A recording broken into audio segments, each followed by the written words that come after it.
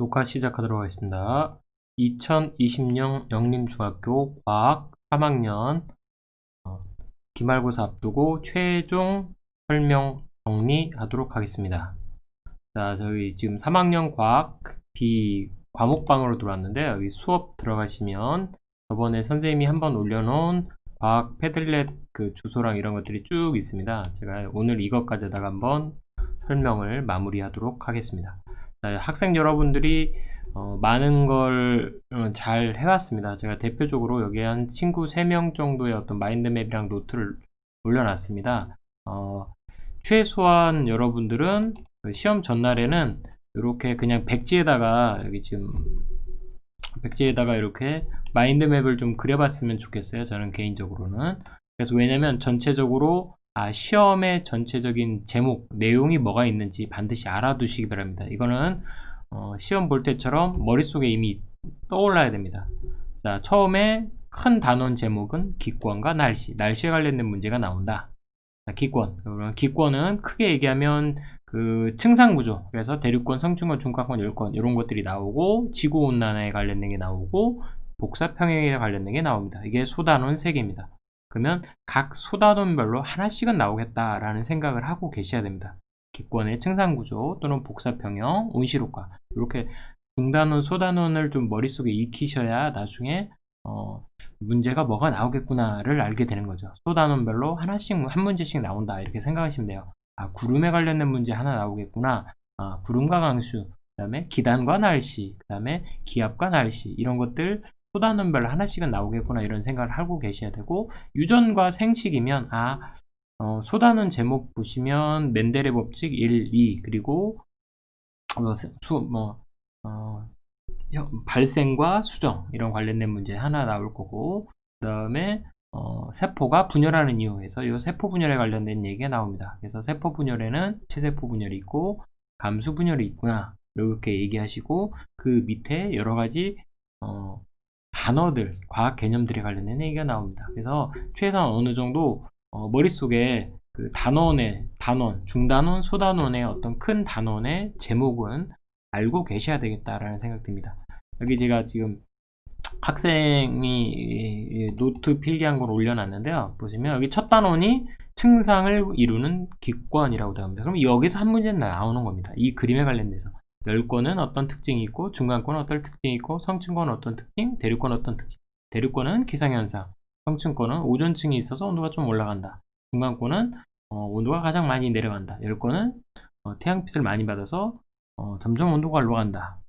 유성이 내리는 건 중간권, 오존층이 있는 건 성층권, 기상현상이라는 건 대륙권. 이렇게 소단원 하나마다 어떤 문제가 나올 거예요. 그러면 그 문제를 여러분들이 익히시는 건, 제가 저번에 여기 학생들이 여러분들이 했던 그 문제를 해서 쭉 올려놨잖아요. 그러면 이게 중단원별로 소단원별로 어떤 그림이 있고 어떤 문제가 있으니까 이런 류의 문제가 나오겠구나. 실제로 여러분들이 낸 문제랑 선생님이 낸 시험 문제랑 거의 흡사한 게 많이 있었습니다. 그래서 학생 여러분들이 낸 문제 반드시 알아두시고, 책에 있는 그림 그리고 그래프 이런 것들은 과학에서 중요한 거니까 그걸 위주로 해서 성실하게 공부했던 학생들이라면 별 문제 없이 풀 수 있을 겁니다.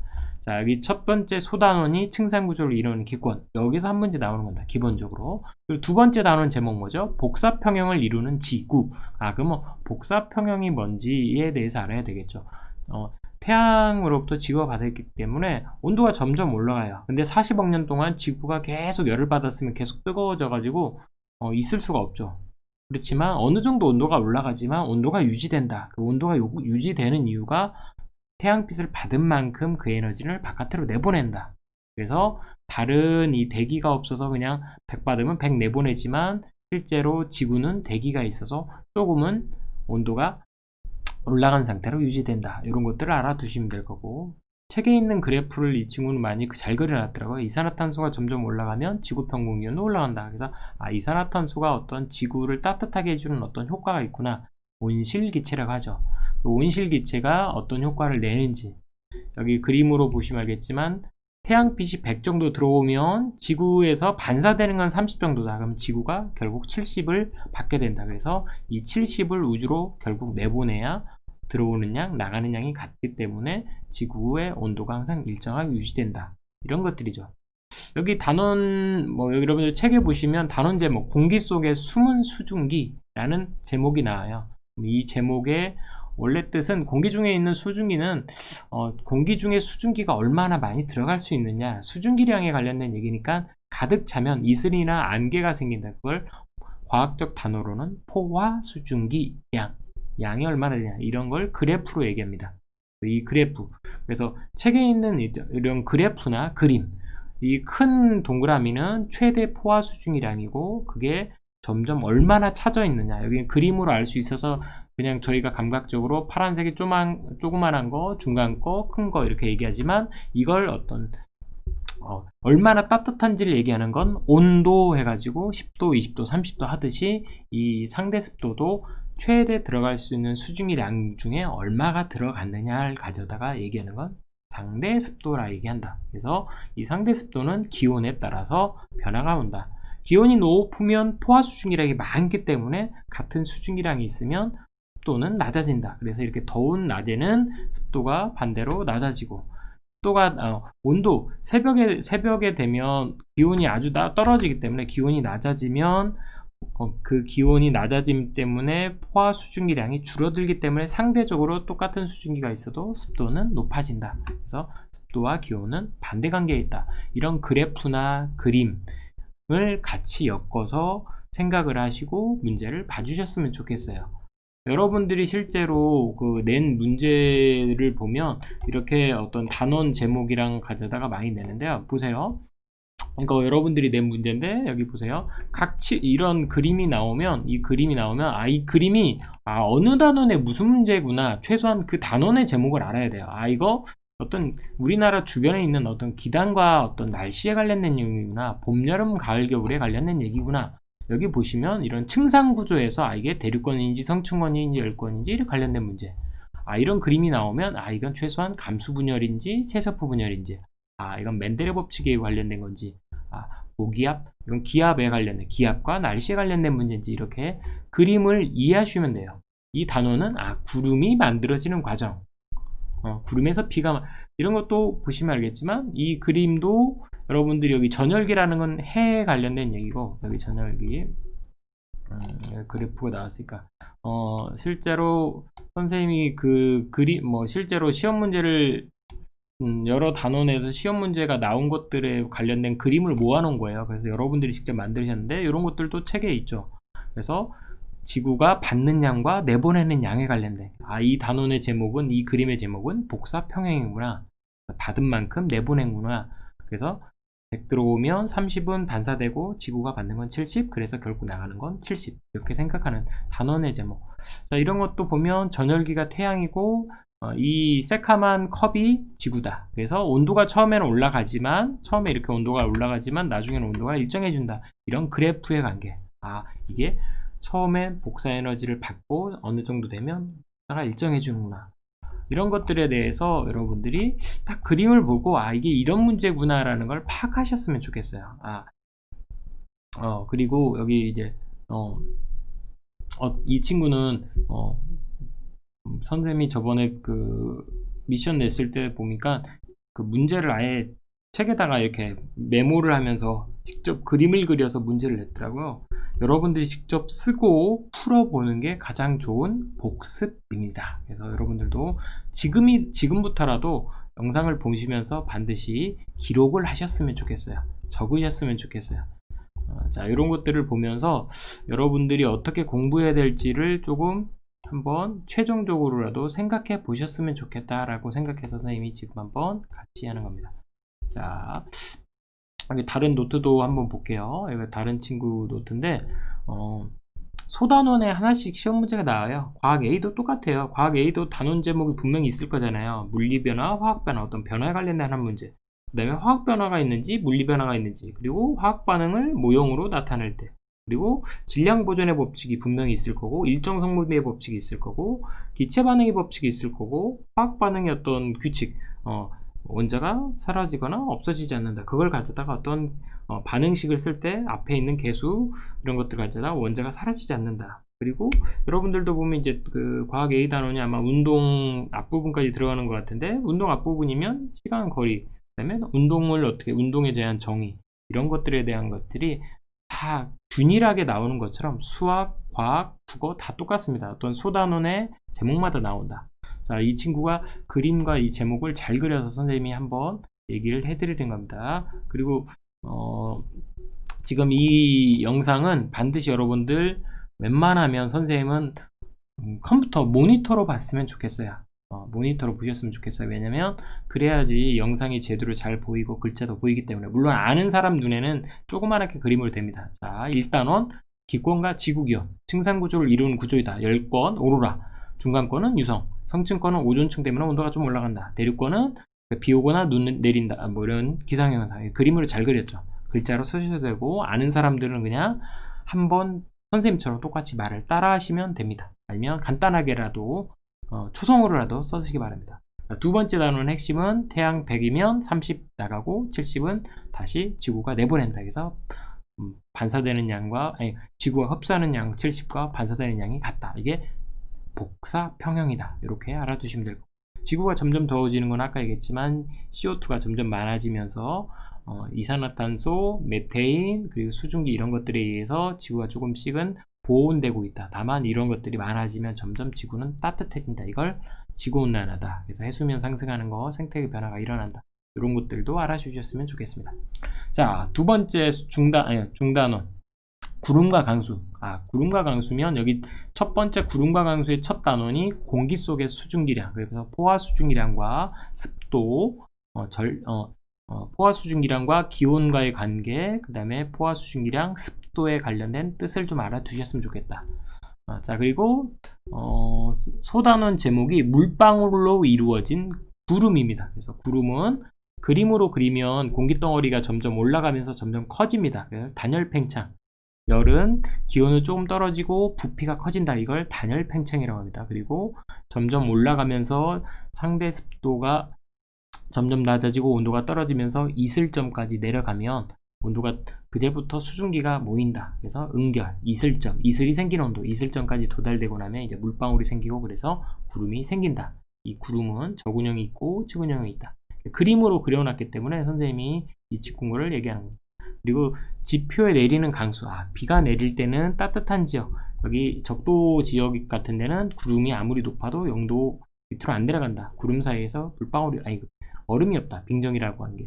근데 우리 중위도나 고위도는 0도 올라가면 이 0도 위에 있는 빙정이라고 하는 얼음알갱이 사이로 물방울들이 모이면서 내려온다. 이걸 빙정설. 그리고 따뜻한 비는 병합설. 서로 물방울이 합해진다. 이런 것들에 한 단원에 하나의 그림, 하나의 개념을 이해하시면 한 문제는 맞을 수 있다. 이렇게 생각하시면 돼요. 여러분들은. 자, 그리고 이제 중단원으로 넘어가서 중단원의 소제목 기압 차이로 부는 바람. 그러면 기압이 높이가 올라가면 기압이 점점 낮아지는구나. 일기압은 토리첼리가 이런 실험을 했구나. 자, 낮과 밤에 어느 쪽에서 바람이 부느냐. 해가 뜰 때는 바다 해자 생각해서 바다에서 그 땅 육지로 온다. 그래서 해풍, 고기압에서 저기압으로 부는구나. 기압과 바람의 차이, 그리고 이게 해륙풍 또는 대륙풍이라고 해서 계절풍에도 관련되어 있습니다. 여름이냐 겨울이냐 이런 것들을 알아두셨으면 좋겠어요. 자, 그리고 소단원 제목이 성질에 따른 공기덩어리.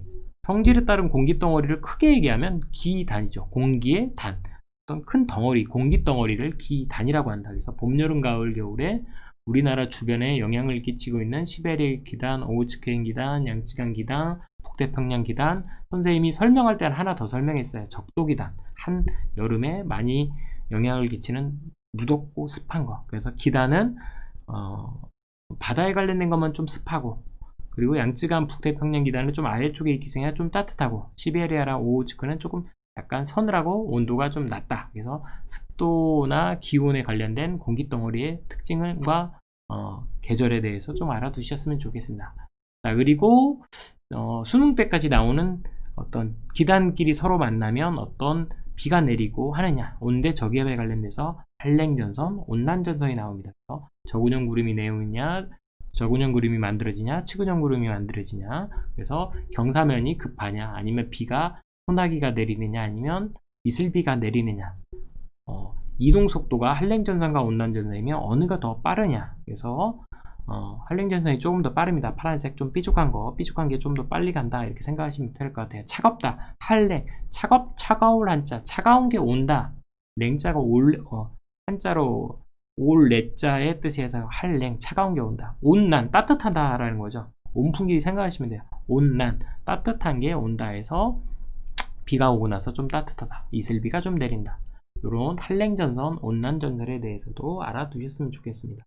그리고 책에, 여기 이 친구가 좀 빠뜨린 것 중에 하나가, 책에 봄, 여름, 가을, 겨울에 어떤 고기압, 저기압에 관련된 배치가 나와요. 남고, 북도냐, 뭐 서고, 동도냐, 뭐 이런 식으로 해서 그런 것까지 좀 같이 책에 있는 그림과 이런 것들을 같이 보셨으면 좋겠어요. 자, 그리고 여기 매일 변하는 날씨, 고기압과 저기압의 하강기류인지, 이건 북반구 기준입니다. 남반구는 이거랑 반대입니다. 근데 책에는 북반구 기준으로 설명이 되어 있기 때문에 책에 있는 기준으로, 책을 기본으로 해서 항상 책에 있는 기본과 선생님 설명을 기본으로 해서 그 기본 내용에 충실하게 기억을 해주셨으면 좋겠어요.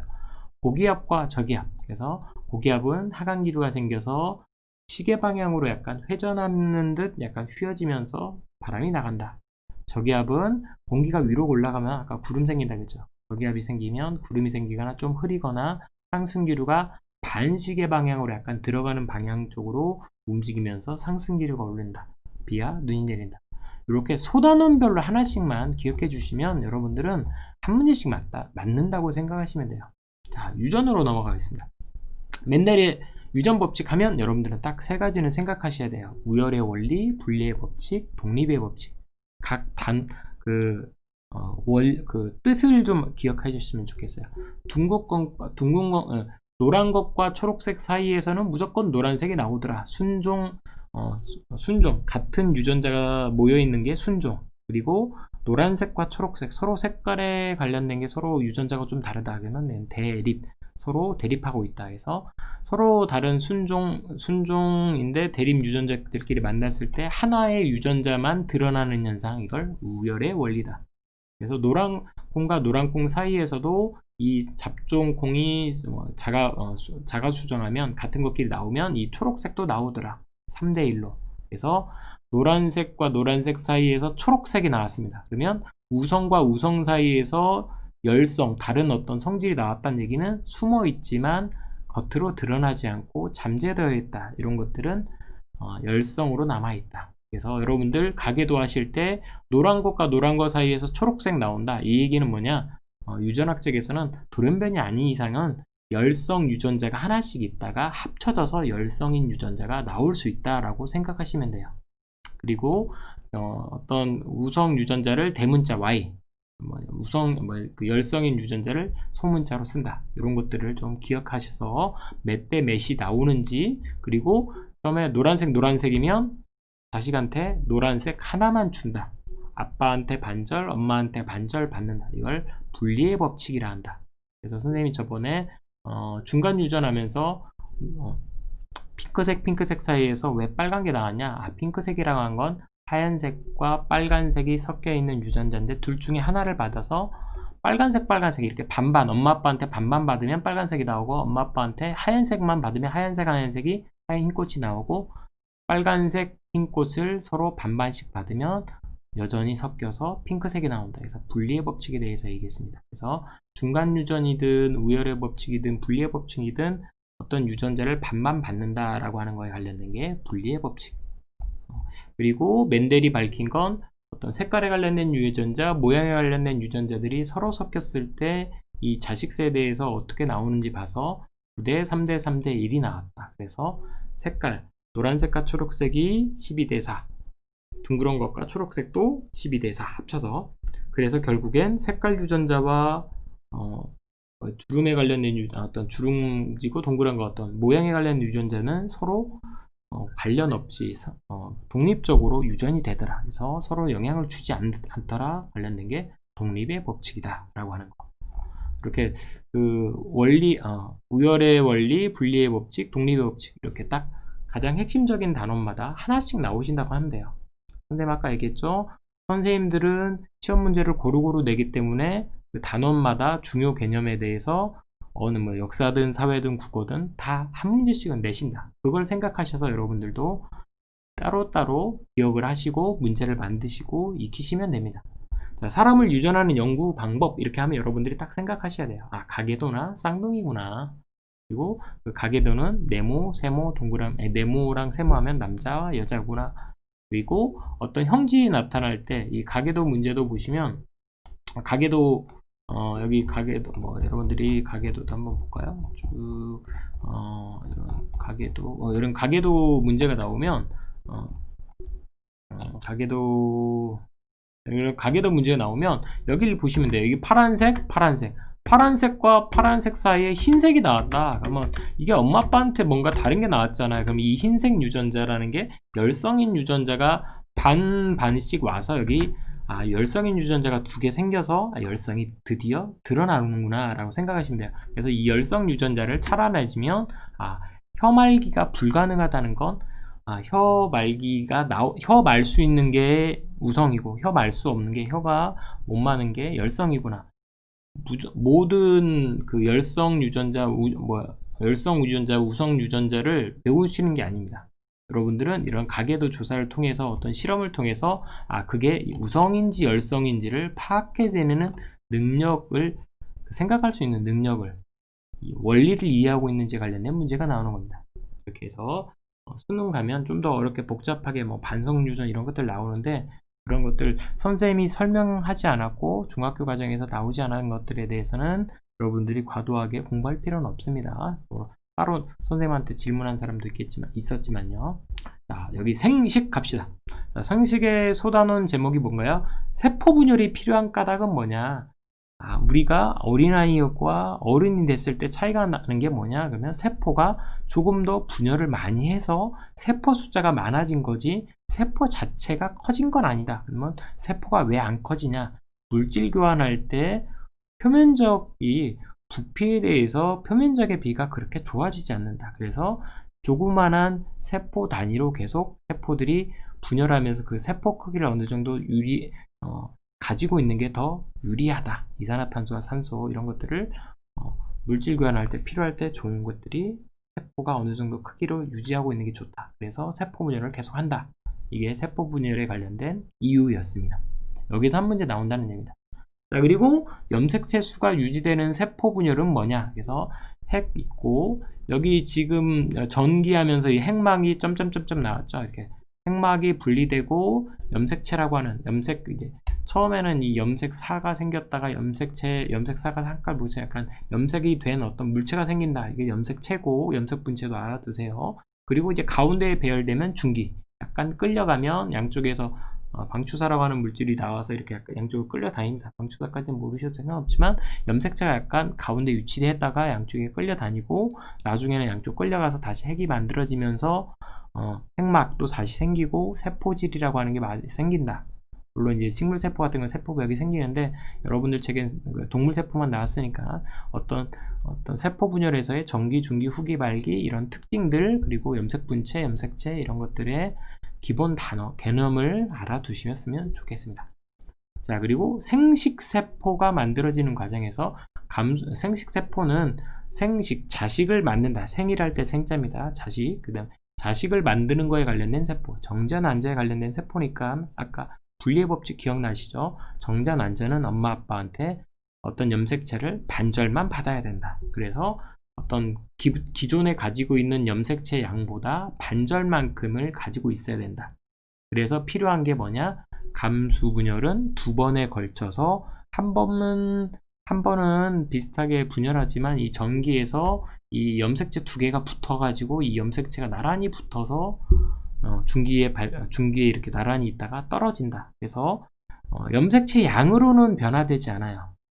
세포랑 기본 체세포랑 그렇지만 그게 다시 한번 그냥 분열을 다시 한번 하면서 처음 세포보다는 염색체 양이 반절밖에 없는 어떤 세포가 나온다. 그래서 처음 세포보다 숫자가 염색체 양이 줄어든다. 그래서 숫자가 줄어든다. 감소한다고 해서 감수 분열이라고 한다. 그래서 보통 2회에 걸쳐서 기본 생식세포는 4개가 만들어진다. 이런 특징들에 대해서 알아두셨으면 좋겠어요.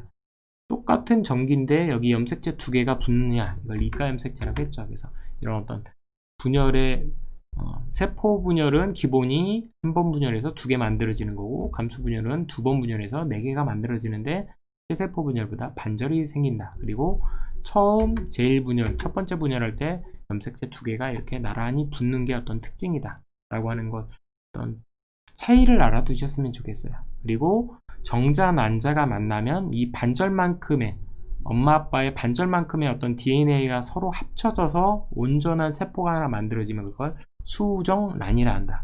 이 수정란이 처음에 계속 2개, 3개, 4개, 8개에서 수정란이거든요.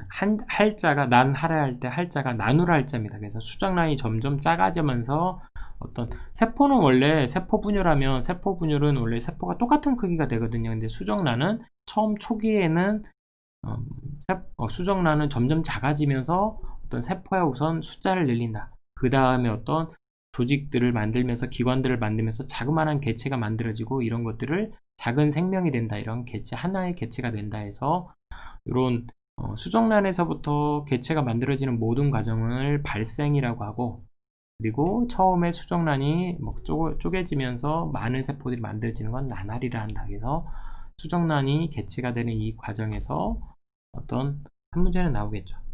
그래서 여러분들한테 선생님이 직접 이렇게 문제를 만들어 보라고 초성을 하고 내라고 했던 이유가, 이 그림을 보면서 이게 나날이구나, 이거 수정란이 2개로 나눠지는 건지 세포 분열인지 몰라요.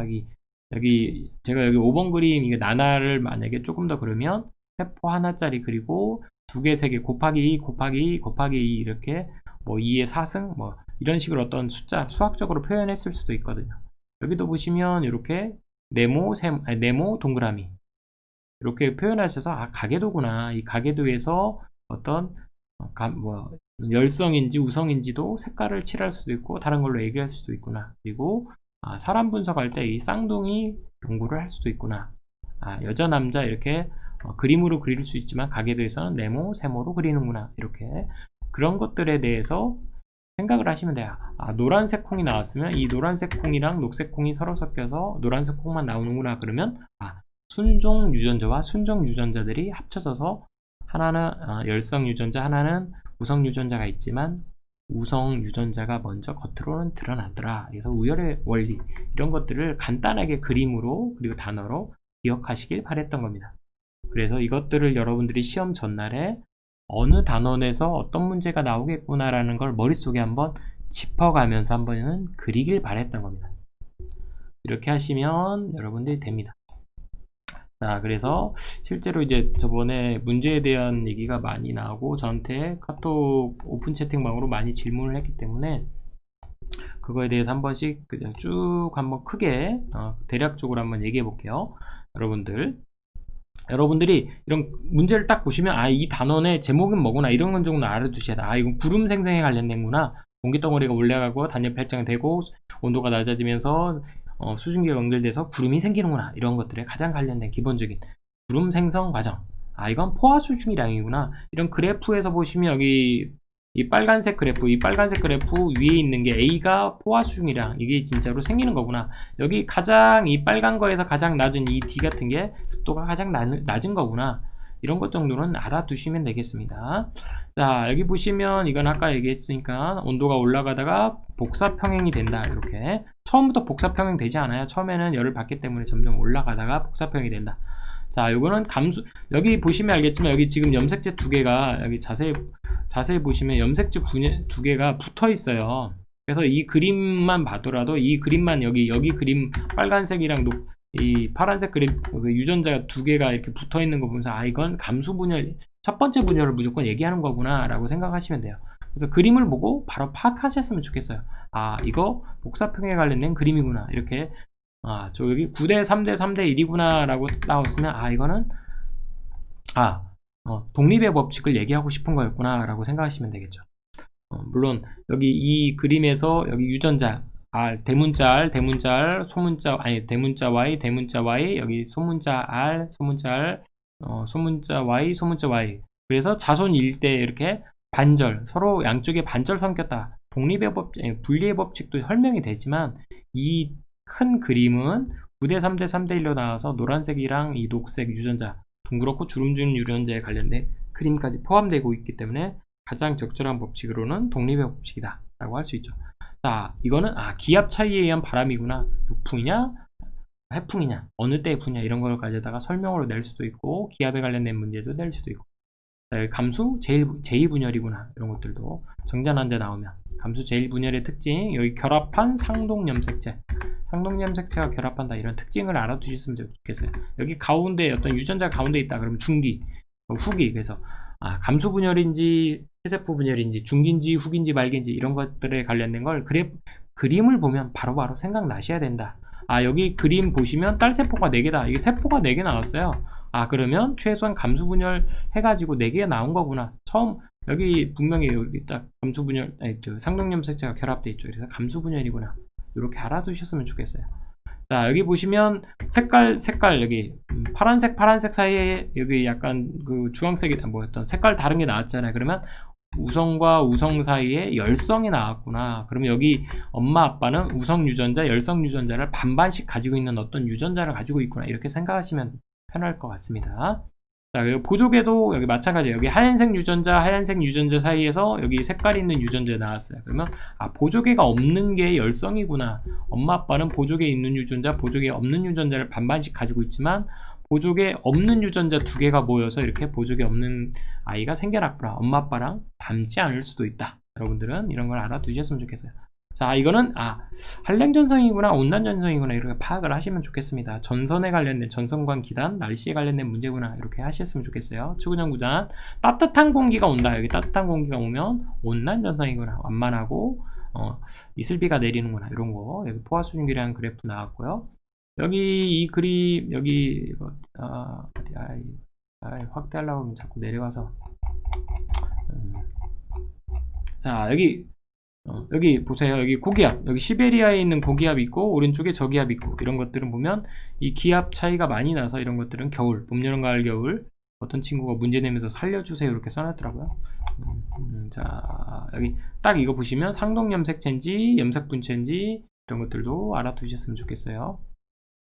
자, 여기 빨간색 유전자, 흰색 유전자, 분홍색 유전자, 이거는 중간 유전에 관련된 얘기구나. 그리고 이 빨간색 유전자와 흰색 유전자 사이에서 태어난 이 분홍색 유전자는 어떤 우성과 열성이 드러나지 않기 때문에 불완전하게 유전자들끼리 서로 우성 열성을 나타내지는 않는구나. 이런 것들도 알아두셨으면 좋겠어요. 이렇게 아까 얘기했지만 자손의 비가 몇 대 몇이 일이겠느냐 할 때 9대 3대 3대 1입니다. 그리고 노란색 유전자와 녹색 유전자는 3대1, 둥그런 것과 주름진 유전자 3대1, 이런 식으로 여기 기압과 높이 그래프 나왔고요. 여러분들 보시면 선생님이 여기 물방울들이 서로 섞이는구나, 이렇게 딱 그림만 보시면 바로 병합설이구나, 이거 병합설인지 빙정설인지 고위도인지 저위도인지 이런 것들을 알아두셨으면 좋겠어요. 한번 쭉 전체적으로 그림을 한번 볼게요. 여기도 아까 계절과 풍향을 말하시오, 이거 보통 겨울철 북서풍이 많이 부죠. 여름철이면 이 그래프, 이 고기압이 보통 어떻게 될까요? 여름철 하면 북태평양 기단, 북태평양이 고기압이 된다. 고기압에서 저기압을 항상 보면 남동풍이 부는구나. 그래서 나중에 역사랑 관련돼서 얘기하면 남동풍에서 북풍, 이렇게 남동풍이라서 일본에서 한국으로 이렇게 오기가 편해요. 남동풍이라서.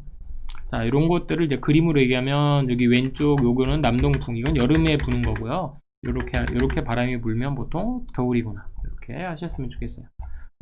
요 그림도 보시면 아까 나왔던 얘기고, 이것도 쭉 한번 볼게요. 뭔가 여기도 아까 기온과 습도 관계 그래프가 어떤 차이가 있느냐, 기온이 낮아지면 공기 중에 있는 수증기량이 거의 비슷하다면 습도는 높아진다.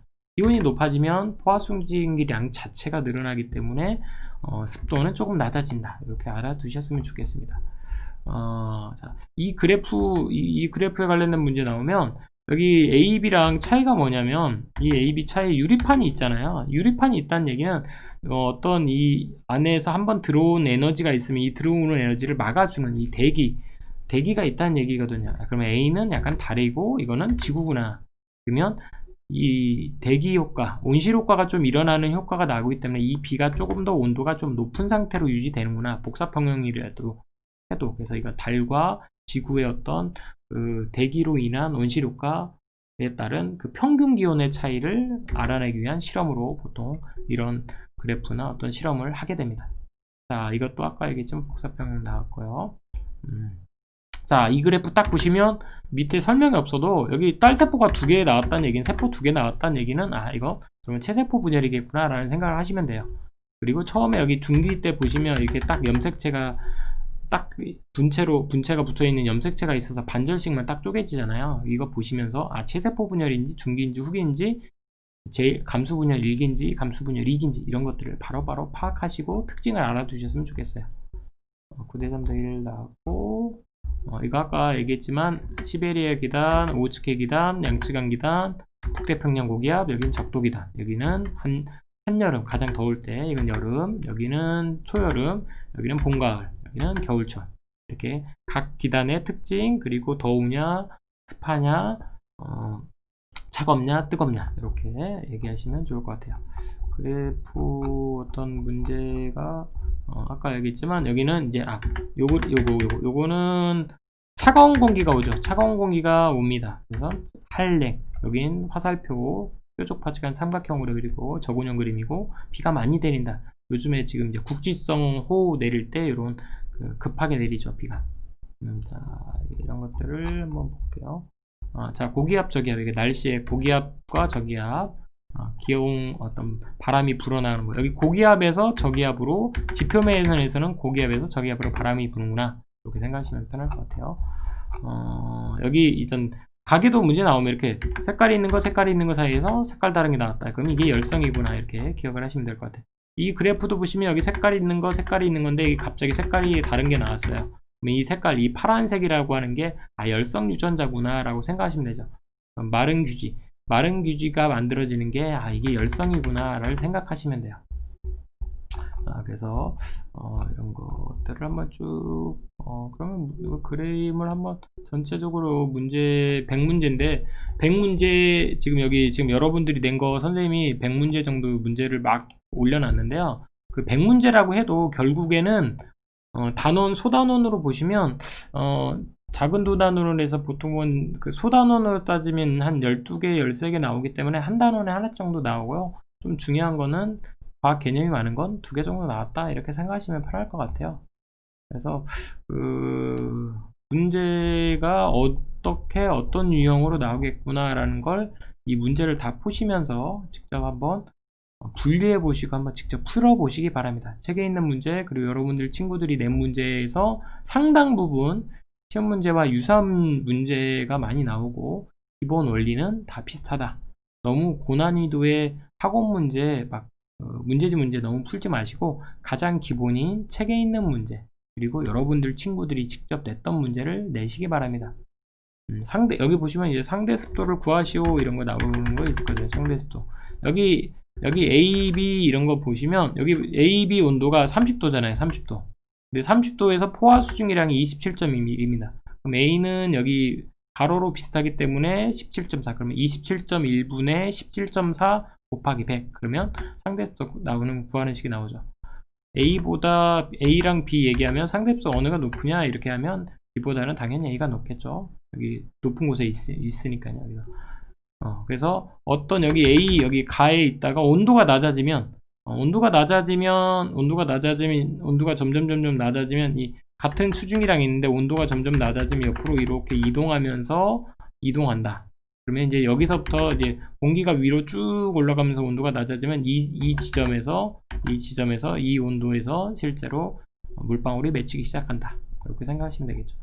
가장 기본적인 과학 단어를 그리고 그림을 어렵지 않은 수준에서 냈으니까 여러분들 한번 꼭 풀어보시고 선생님이 추천하는 방식은 이렇게 하얀 종이에다가 생식과 유전, 기권과 날씨를 가져다가 여러분들이 직접 마인드맵을 한번 머릿속에서 그리지 마시고 실제로 한번 흰 종이에다 그려보세요. 그래서 기권과 날씨, 층상구조, 복사평형 온실효과, 구름과 강수, 기단과 날씨, 기압과 날씨, 그리고 뭐 감수 분열이냐, 체세포 분열이냐, 그 다음에 염색체 중기, 전기, 중기, 후기, 말기냐, 아니면 사단압 유전자, 가계도, DNA 연구, 수정과 발생, 우열의 법칙, 독립의 법칙, 분리의 법칙, 이런 것들을 각각 바로바로 생각하실 수 있고 정리할 수 있고, 이런 문제들에 익숙해지신 분들은 선생님 문제는 다 맞을 수 있을 거라고 저는 생각합니다.